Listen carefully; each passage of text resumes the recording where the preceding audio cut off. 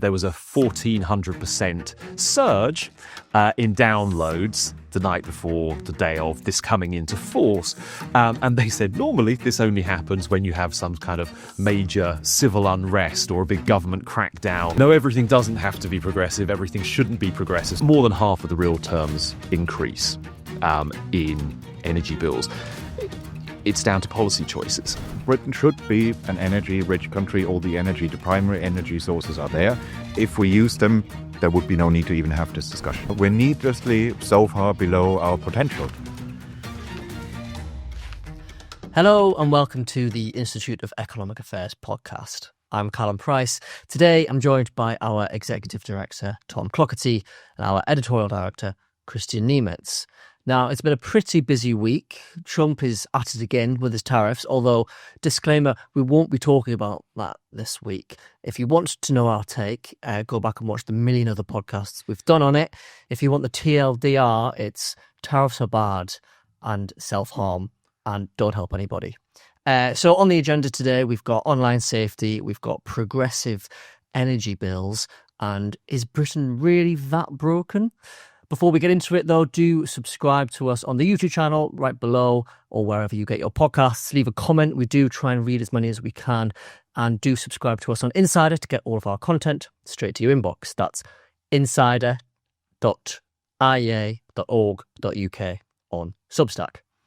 So, kicking us off, Tom, this week, the age verification aspect of the Online Safety Act has kicked in. That means to access various what is deemed adult content, be it pornography or be it cider blogs or other things, are basically put behind quite a robust age verification system. People are having to sort of sign up with either credit card information or facial recognition at some points to verify their age to access this content. And suddenly everybody's up a height about it. What's going on? What's your take? So this is one of those things where it's always nice to be proved right, even when you would rather it was otherwise. And the IEA has, of course, published about the Online Safety Act in the past when it was still the Online Safety Bill, so before it came into force. In particular, there's a piece from 2022 by Matthew Lesh and Victoria Hewson, which Matthew has tweeted about in the wake of what's happened in the last few days. And, you know, basically in that paper, they suggest all kinds of things which are now happening.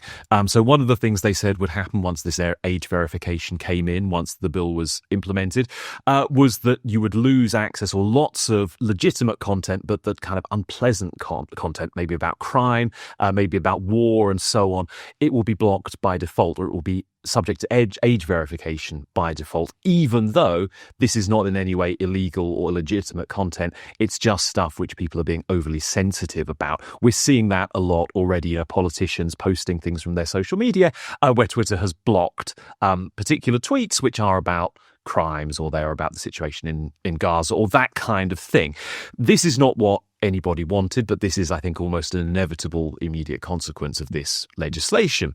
You've seen the under-18s lose access to vast swathes of content. So you mentioned the cider blogs. There are apparently lots of pages on Reddit which may be, let's say, mature themed, like they're about alcohol or they're about sexual health, whatever.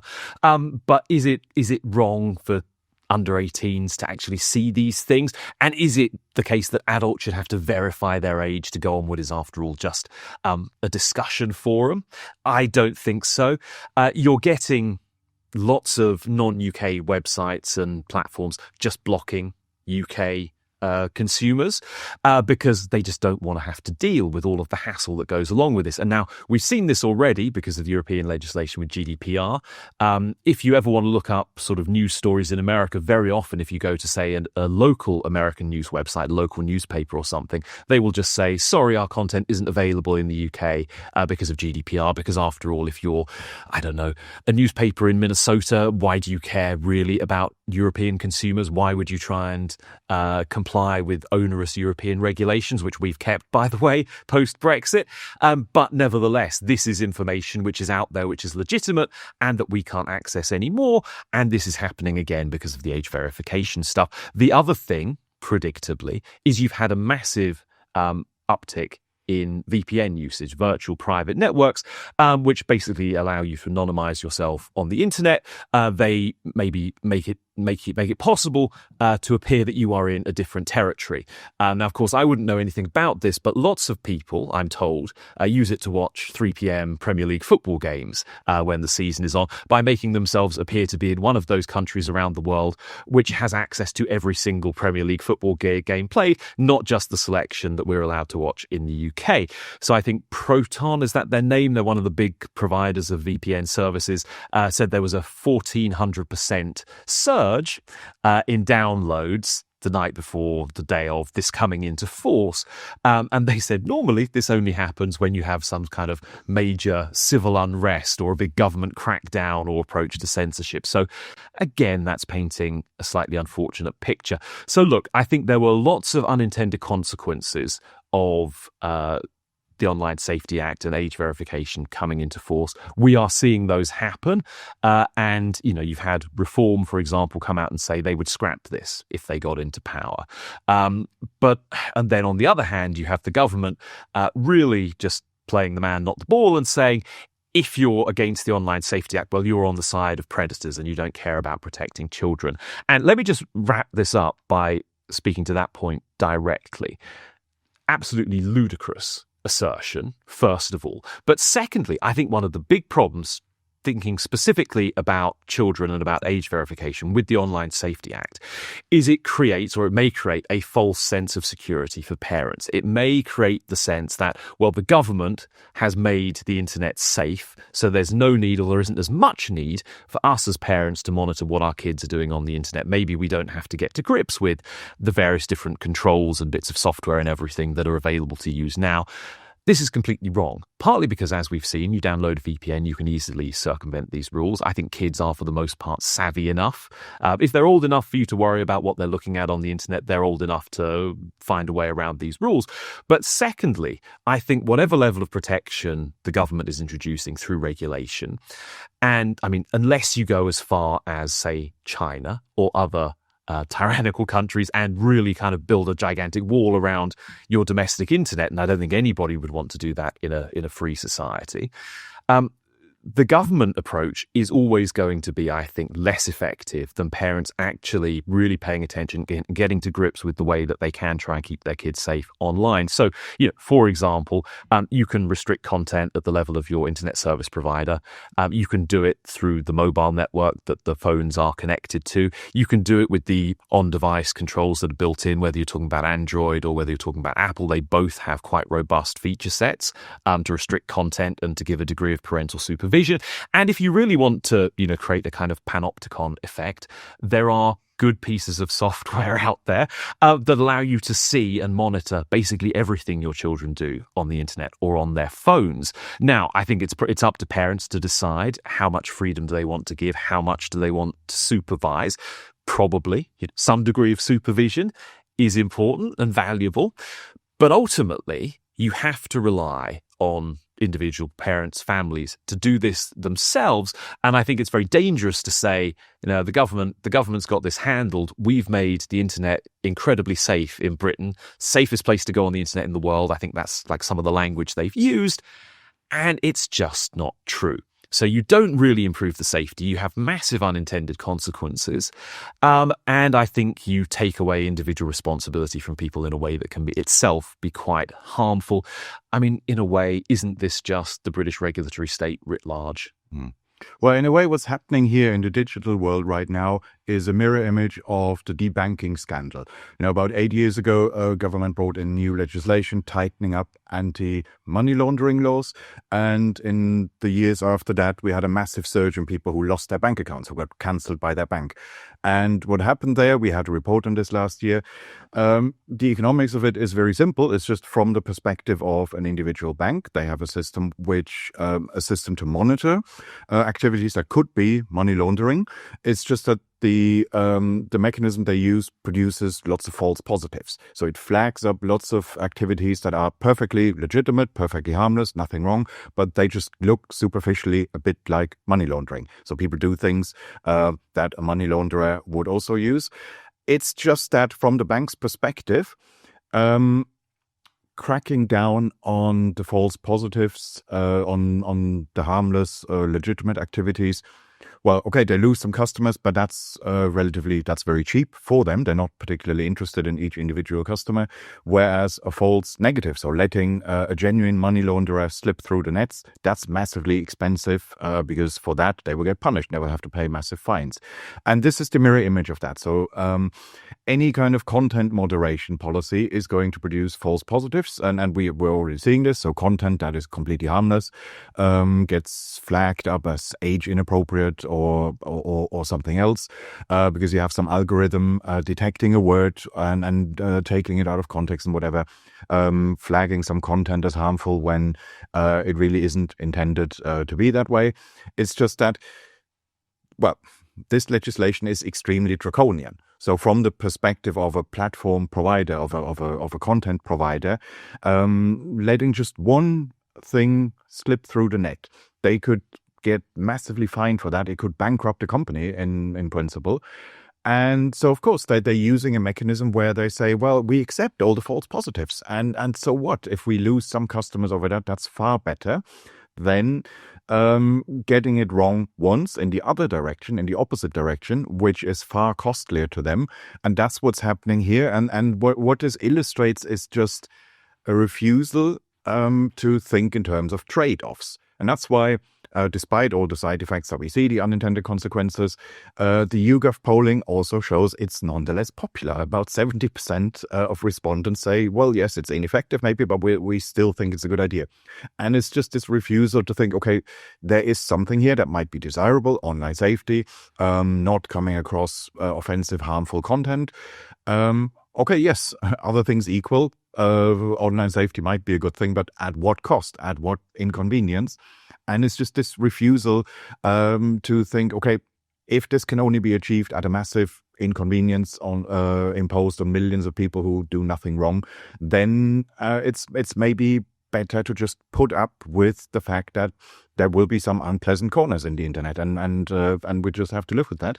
And we saw this that was the justification for the money laundering laws and the debanking scandal, that there was just this thinking, okay, money laundering is bad, therefore anything that reduces it must be good. And we then saw, well, actually, yes, but if you have a tiny reduction in money laundering, but thousands of people lose their bank accounts, is that a trade-off worth making? And this could be a mirror image of that situation again. Yeah. I mean, our former colleagues at the Centre for Policy Studies came up with something quite funny on social media, which was to just count up the number of pages that the Online Safety Act had already led to in terms of all of the regulatory guidance and everything else. And so it comes to 2,085 pages so far, including the legislation itself. Now, they note that if you laid the paper end to end, that would be taller or longer than the Empire State Building is tall, which is a nice little finding. But I think the crucial point is that Ofcom, the regulator, are only halfway through their implementation roadmap. So there is an awful lot more to come. And I bring this up not just because, it's quite amusing to note the large numbers here, but because this is a sort of a big mega piece of legislation. There is lots more stuff to come. And I think we're going to continue to see these problems or even worse problems appear. And so, for example, there's a requirement for online platforms to remove content if they have reasonable grounds to infer that it may be illegal. Now, of course, on the one hand, what counts as illegal speech in Britain, that's quite an expansive category these days. This is not America. We don't have free speech protections in our sort of constitutional makeup. Also, reasonable grounds to infer is an incredibly low standard. We're not talking beyond reasonable doubt. We're not talking balance of probabilities. We're thinking, well, if you think maybe there was some possible reason to think that, So again, it lends itself to massive amounts of censorship precisely because the companies, the platforms are going to be so risk averse, because the penalties that this legislation establishes, now we can argue about whether they'd actually be imposed at the kind of levels we've talked about, but they are draconian. They are intended to be absolutely terrifying for anyone doing business on the internet. And so, yes, you're going to err on the side of caution. The other thing here, though, is that the legislation gives extremely broad discretionary powers to the Secretary of State and also to the regulator. So again, I think this is a sort of classic pathology of modern policy making, where first of all, this legislation is pretty bad in the first place. But secondly, you're not really imposing any serious limits and constraints on what executive power can do with it in future. Now, you could take that in a very sort of dystopian way, and I'm not suggesting that that's actually what's going to happen. We're not going to get, I think, the sort of Big Brother 1984 stuff as a result of the Online Safety Act. Theoretically, perhaps you could, but I think what you will see is the gradual mission creep. You will see every time there is some sort of moral panic or scandal emerge, there will be a lot of pressure for something to be done. And when you have an elected politician who wants a platform and wants to make a name for themselves, and they have these discretionary powers just to, by executive fiat, basically change the legislation or instruct the regulator, that's what's going to happen. And so it's, a perfect example, really, of why we shouldn't make policy the way that we do. We should really go back to older precepts of the rule of law and things which are, clear and generally applicable and abstract and written down and understood in advance of any potential wrongdoing occurring. That's not the world that we're living in at the moment. No, and anyone who's ever been involved in any form of content moderation knows this. So I used to moderate the comments on our blog for a while, for many years, in fact. And there, I've been extremely lenient. If a comment just says "Niemietz, get a haircut," I let that all through. I've never used it to censor anyone. However, there was one thing that I was always paranoid about, and that was anything that could look libelous, because I know British libel laws are extremely strict, and I don't know the details of them. So therefore, I think from my perspective, quite rationally, if anything looks even remotely like it could be libelous, I immediately said, okay, this goes into the bin. And I could, in principle, have read up on how exactly libel law works to make a more informed and qualified judgment. But what's the point? I would impose a massive cost on myself for very little gain. So the rational thing to do would just be, well, if there's even the slightest possibility that it could be libelous, into the bin it goes. Yeah. Just before we move on from this topic, I want to touch on two pieces our colleagues have written this week on this. Harrison Griffith on Insider pointed out that the law is due to the rise in VPNs and people basically go around it, and the government quite rightly saying they're not going to consider banning VPNs, although that was sort of maybe briefly spoken about by some backbenchers a few years ago, because that would put us in line with the likes of China. Although Harrison also notes, mentioning to your point earlier, Tom, about we could go full China. It's not even working fully there, but shockingly, the market innovates around it, and there are, although it's not quite as easy to access VPNs in China, there are people and businesses that find a way around it, and they have to keep shifting around it. Anyway, so the act is therefore becoming a little bit law in name only, because it's so easy to download a free VPN, and that comes with its own dangers.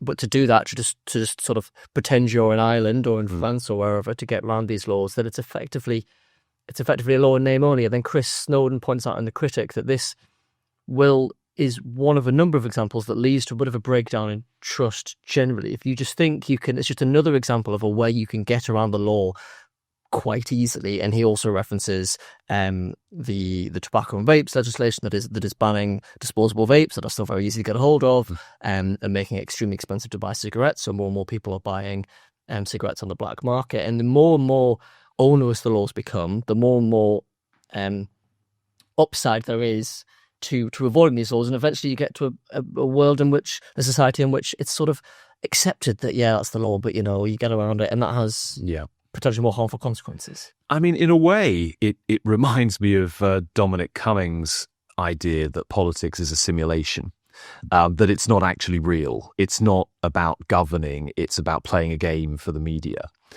And, obviously you can take that too far, but I think there is something to it. I mean, how much thought really was given to can people circumvent this legislation, this regulation? How effective is it going to be? Are we that concerned about the unintended consequences that everybody predicted and were quite easily foreseeable? And the answer to all those questions is basically no. People weren't thinking about that because, to a certain extent, this was gesture politics. And I mean, I think you see that with so much legislation now. that almost the simple act of passing the legislation and making some sort of moral statement about what you think is right is almost enough. And so the quality of our laws has dropped dramatically. The enforcement of them is probably more and more, sketchy, as you say. And does that then lead to just widespread loss of trust, loss of respect for government? I mean, maybe as libertarians, we shouldn't mind that much if people lose respect for government. But I do think there is value in the sort of the institutions of liberal democracy and everything else. And if people lose faith in those in a really catastrophic way, well, that can lead to some quite unpleasant consequences in the long run. Yeah, on the drafting of the legislation, and there was another article in The Critic by someone from the CPS who was peripherally involved in that process and gave a bit of an insider view how this legislation was drafted. And it is, for us as anti-politics cynics, not very surprising. But if you have the idea that politics is high-minded and about civic virtues and everything,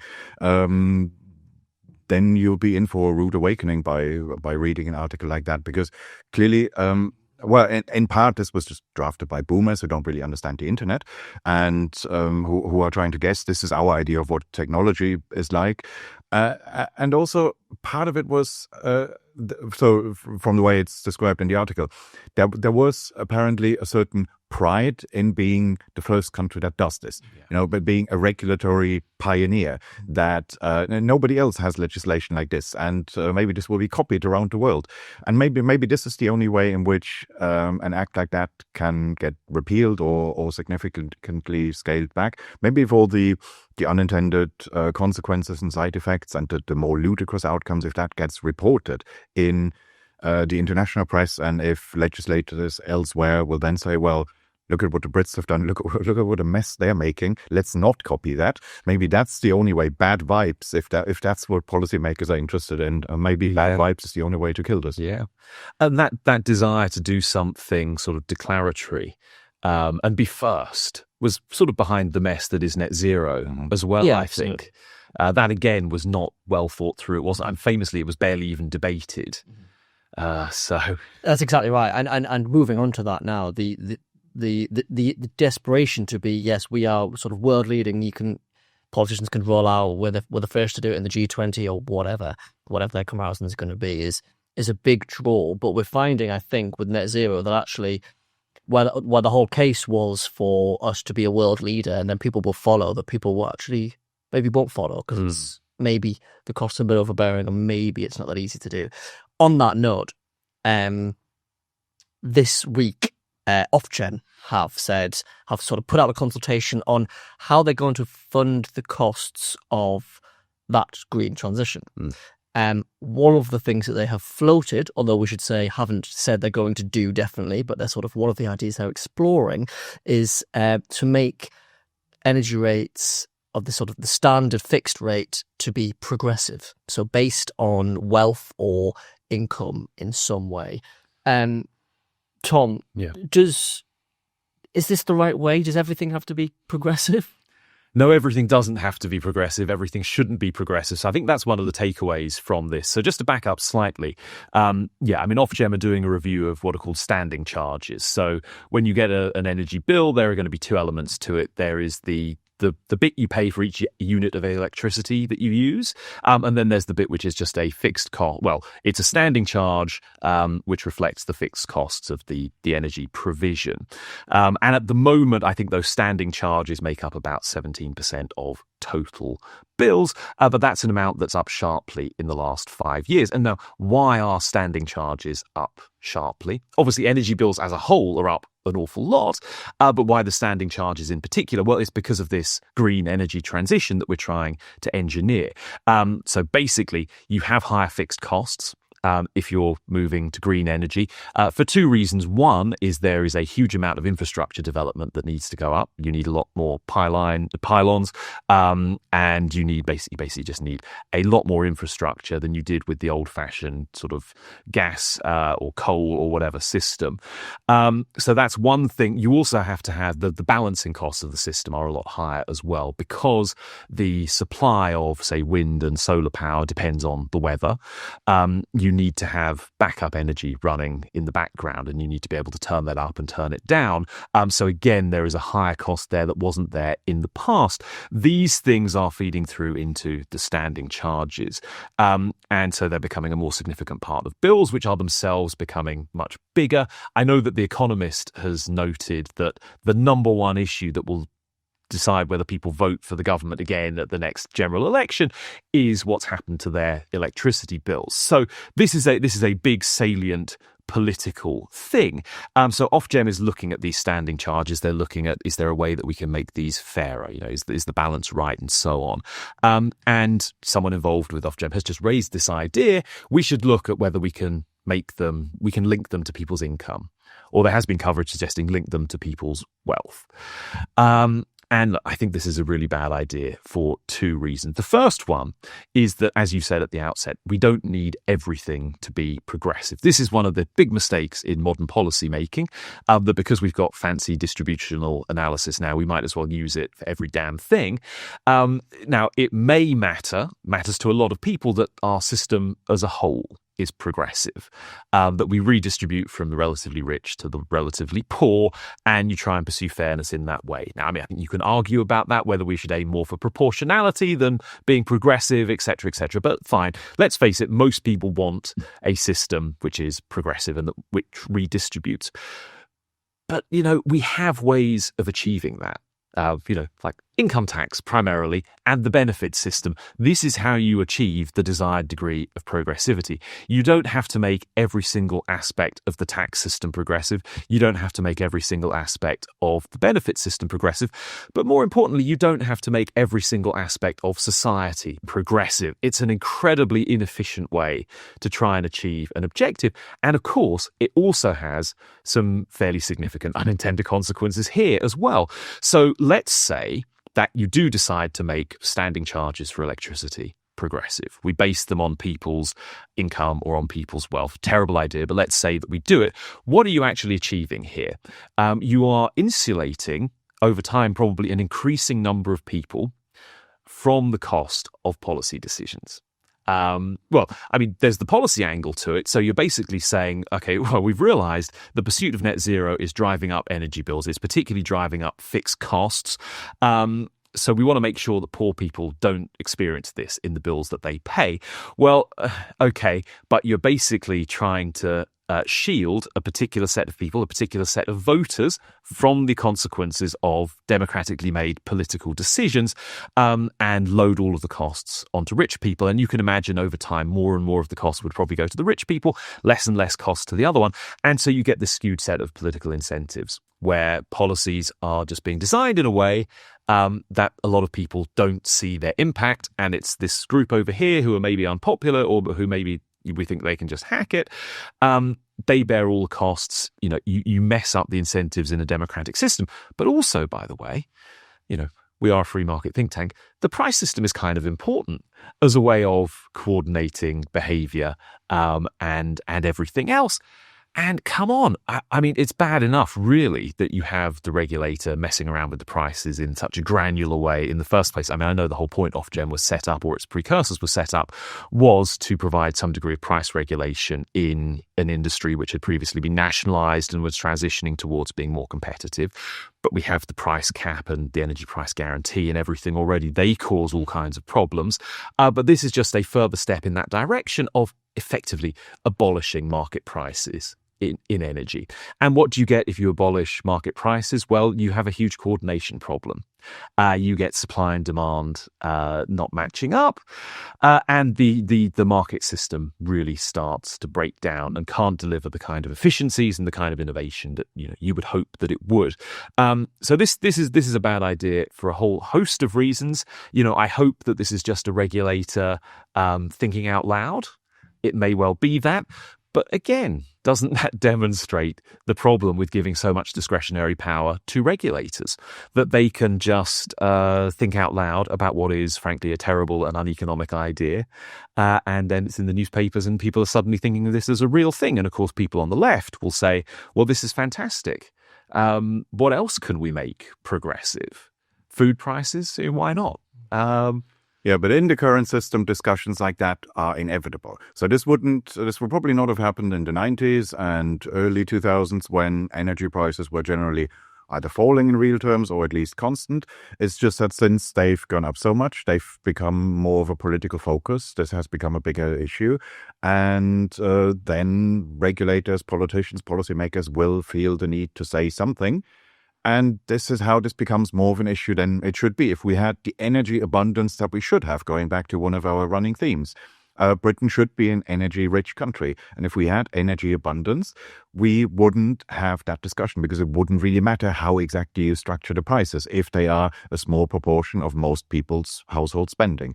It's just that since the increased cost is mostly induced through policy choices, of course, there's going to be an equivalent of, we've talked many times about fiscal illusions, about governments trying to structure the tax system in such a way that a lot of taxes don't really get noticed. And you could say these regulatory costs that merge with consumer prices, they are in essence a bit like taxes. So they are not taxes in the sense that governments collect money from you, but these are clearly not market prices. They are shaped by particular policies. They are a quasi-tax.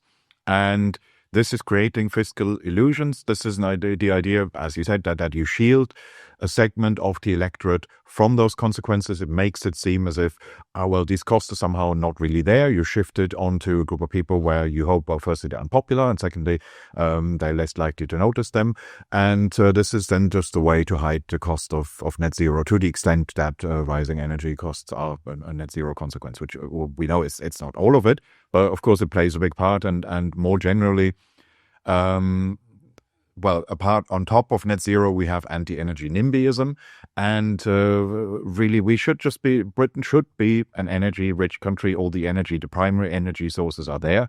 If we use them, there would be no need to even have this discussion because energy costs would be such a trivial fraction of people's household bills that this would not be a headline-grabbing issue. Yeah, and I mean, let's put this question of energy bills in the UK into perspective. So I think The Economist this week notes that our household bills are 20% above the average in major European countries.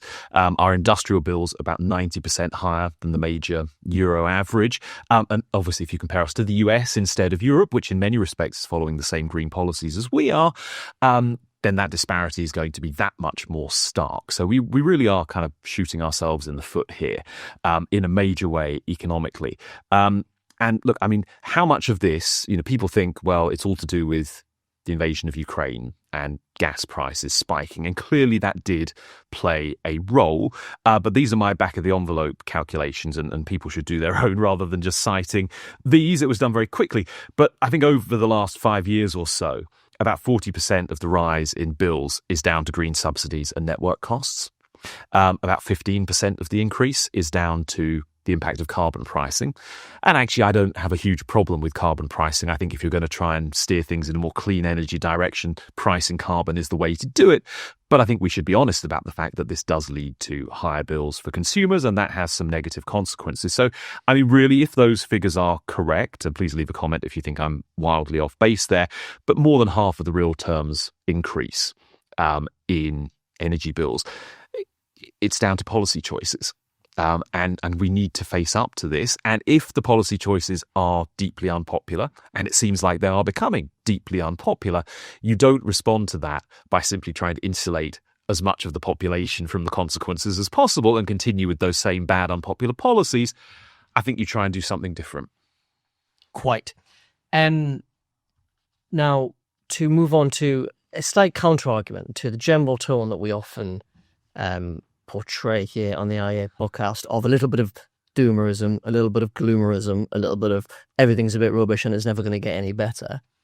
Janan Ganesh this week has written an excellent column in the Financial Times, basically arguing that Britain isn't that broken. Mm-hmm. There are definitely needs reform. We need, and all the things we talk about all the time, NHS, planning system, energy, etc., etc.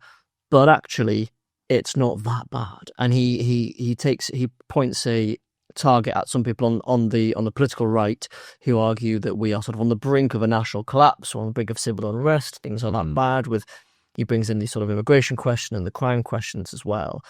But he compares us to other countries in Europe who are experiencing similar problems, and argues that also comparing us to past versions of this country, we aren't necessarily that bad. We may be bad if we compare ourselves to what he calls a best of, so the growth of the early noughties and the sort of social cohesion of the 1950s. If you put all that together at once, then maybe we don't compare so well, but that's a bit of a fiction. Christian, are you actually an optimist at heart? Do you think that really this is an amazing country and we're doing absolutely fine? I don't think anyone's ever accused me of being an optimist. But no, he is broadly right. But of course, his target is a particular section of the right, which is where you have catastrophic language about the present combined with a rose-tinted view of, well, as you said, they're not really comparing Britain as it is today to a specific point in the past, but rather 4 different policy areas. They look at different points in the past. And I think that's not an illegitimate way of doing it. Ideally, we should pick the best bits from different countries or different periods in history and try to design policies on that basis. And I don't even think there's anything wrong with sometimes using hyperbolic language if you want to create a bit of momentum, create a sense of urgency. And so therefore that he opens with this politician who says that we need a reform program that's comparable to Japan in the 19th century, the period of the Meiji Restoration. Okay, I don't have a problem with that. I don't think that comparison is meant to be taken totally at face value. That's more a way of saying I'm trying to create some rhetorical momentum here, and that's fine. I think he should have been more explicit about which section of the right he's really talking about here, because there is a tendency, particularly on the socially conservative nationalist right, to be too doomerist about demographic change, and in particular to overly obsess about immigration. I think that is the section of the right that he's talking about. And that section is real. And I noticed this as well on social media that until 2 years ago, pretty much all my social media battles were with Corbynites. And now I have this strange experience of getting attacked from 2 sides, and some of them being the nationalistic right. Now, of course, we've had 2 or 3 years with net migration being completely off the charts, and it makes sense for that to be a bigger topic now than it was 10 years ago. That's absolutely legitimate. No problem with that. It's just what you also see that large sections of the right are no longer able to talk about anything but that. So I get this now. I write about topics that are either unrelated to immigration or only loosely related to them. And then you get the first 5 replies are saying, yeah, but what about immigration? What about immigration? People are absolutely refusing to talk about anything else. Or say they talk about some issue where you could say migration is a factor. It makes things somewhat worse. But even if we did have the reform program and net zero migration, the problem would still not entirely disappear. And so why should I not talk about the part of it that isn't going to disappear? And you have sections of the right that are now complete monomaniacs and are completely unable to talk about anything other than immigration. And I think it would even be worth cutting migration just so that those people stop talking about that, just so that they stop being so obsessed with it. Because at the end of the day, there aren't enough classical liberals in the country. We will need an alliance of some sort with sections of the political right, and for that we need that there has to be a political right in the country that is not completely obsessive and not completely insane. No. And it's funny that this is our last topic today, because I think by my standards, I've probably sounded more exasperated about things on this podcast than most of the ones we do. I mean, look, if people listen regularly, they'll know that there's no shortage of things that I think are wrong with the country. And of course, I am a political radical. I think we need radical change, really, quite a gigantic overhaul of our economics and our politics if we're going to get back to the kind of economic dynamism, growth, and the kind of healthy, happy, free society that I think deep down we all really want to live in. So yes, there's an awful lot wrong, but ultimately I read Janan's piece and I largely agree with him. And I think maybe the thing I'd add to what Christian said is, yes, he is clearly taking aim at a segment of the British right, which I think has become slightly unhinged. And not just on immigration. I mean, yes, there is a massive focus on that, but just this sense, and they mean it so sincerely, that Britain is sort of teetering on the brink of absolute collapse of societal order. And I think this, we talked about it last week, didn't we? The number of young people, and young meaning people up to the age of 34 or something, who are expressing sympathy with fascism or communism, effectively with some sort of authoritarian leadership. And I think we've seen polling on this in the past, that people really do want a strong man who will just get things done. I think there's almost a kind of a longing for that, and that's kind of appalling and scary, because I don't see it, right, that things are that bad. But it isn't just the right. The left for ages were talking about the poly crisis. I see recently it's become an omni crisis, and I don't know if there's another level of crisis that goes beyond that. But just this sense that everything is a complete disaster. And why do the radical left come up with this? For the same reasons as the hard right, because they'd like to sweep away everything that we've got and replace it with their preferred model, which I think would be deeply unpleasant for divergent but maybe similar reasons. Now, look, I think part of the reason that I get so frustrated about the state of Britain, or really about the state of British policymaking, is because I still see just enormous potential. I see us just repeatedly shooting ourselves in the foot, hamstringing ourselves, when actually we could be doing so much better. I don't think that there's anything inevitable about economic decline, about societal decline, and all of these kind of things. In a way, these are policy choices. They might not be policy choices which are made fully consciously. They may often be driven by short-termist, cynical considerations, and they just gradually add up to this worse state of affairs. But there are great things about Britain. There's a huge amount of potential there. And so I think that the kind of the counsel of despair, the idea that it's all just about to come crashing down around us, is a deeply destructive one, because actually that will tend to block off any sort of practical reforms that you might want to make, any of the useful steps you might want to make in a better direction, because people will just say, well, what's the point? It's all broken anyway. We need to smash it. And I don't think that's correct. Now, just a slightly different topic, but it is interesting. Today, the Institute of Directors came out with their business confidence survey, which they started, I think, after Brexit, and it's currently showing the lowest reading that they've recorded at -72. And this is largely, they think, because of rising taxes, or the prospect of rising taxes, and rising cost of employment. So, that's just one example of where things do look quite bad, at least compared with the rest of recent history. But then this is a simple problem that we can deal with. We can have a more competitive tax system. We don't have to keep adding more and more costs onto employment. And immigration. Yes. I think because of the scale of the recent wave of immigration, because of the fact that it's been much more dispersed around the country, maybe it's had a significant and visible impact in parts of Britain that didn't really experience it before, where maybe it was more confined to the big cities in the past. Again, I can understand why that's provoked a bit of a backlash, but there are sensible policy solutions that we can take.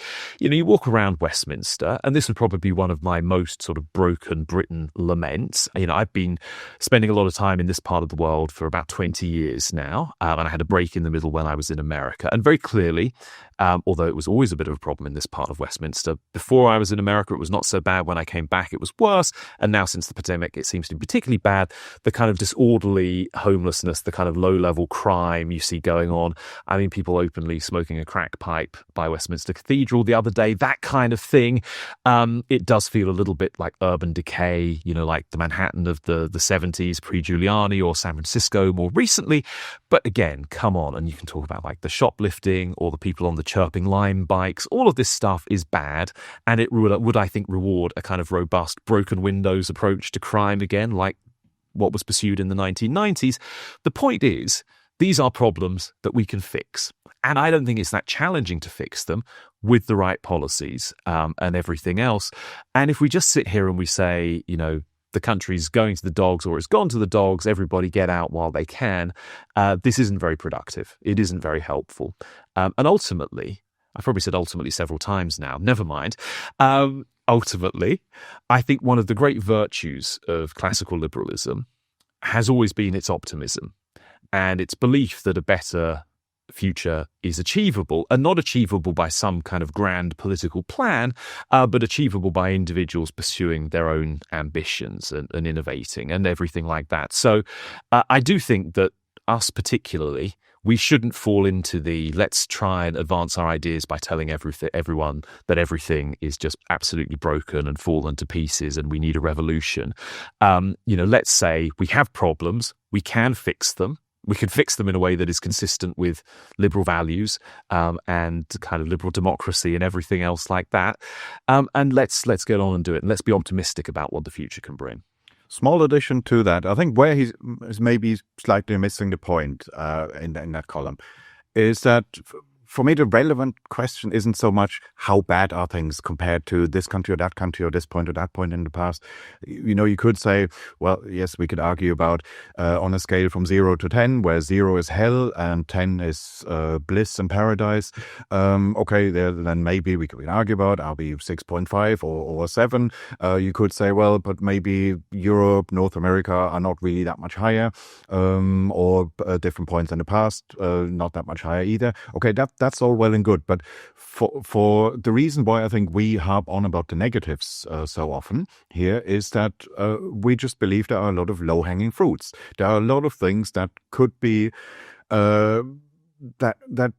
that you could do that would immeasurably improve things at a very low cost. And if you have these low-hanging fruits, of course you're going to harp on about them. Of course you're not going to say, oh well, but by historic standards things are not that bad, or by international standards things are not that bad. If you have lots of things that you could do that would massively improve the state of the country in a very low cost way, then of course you should do it. And the fact that we're not plucking the low hanging fruits, that's reason enough to get obsessed with it and to bang on about it. Even if you can, of course, we should keep in perspective that doesn't mean that things are absolutely catastrophic right now. And I think for us, that has never been the argument. It's just that we're needlessly so far below our potential. And that's the issue here. Yeah. I do think it's interesting just to add one final thing. Luke Trill of More in Common, the polling company, they've sort of polled on, the state of Britain at the moment, and you only have 1 in 10 of the respondents thinking that Britain is in a good state. You have 5 out of 10 saying Britain's in a bad state, but, historically, it's been worse in the past, or it's no worse than it was in the past. 4 out of 10 Britons apparently think this is the worst things have ever been in Britain. Now, I think they're wrong, and I've explained why. Nevertheless, the fact that 40% of the population think that things have never been so bad, ultimately value is subjective, isn't it? So we've got to take that seriously. And I think that does speak to the urgency of policy reform and liberalisation and getting the economy going again, and then dealing with some of the other things which really fall within the boundaries of the core functions of the state, kind of crime and disorder and everything else. Get these things fixed. Stop messing around. Stop doing politics as if it's a simulation. Stop these pointless moral crusades like the Online Safety Act or whatever, and actually get proper policy reforms done before you end up with a much worse alternative because of the deep dissatisfaction that people are feeling. Indeed, and I can't think of a better place to end it. If you do want more optimism and solutions to the slightly miserable state of affairs sometimes in the UK, then stay tuned. Follow us on Substack, insider.iea.org.uk. Thank you very much for joining us, and we will see you next time.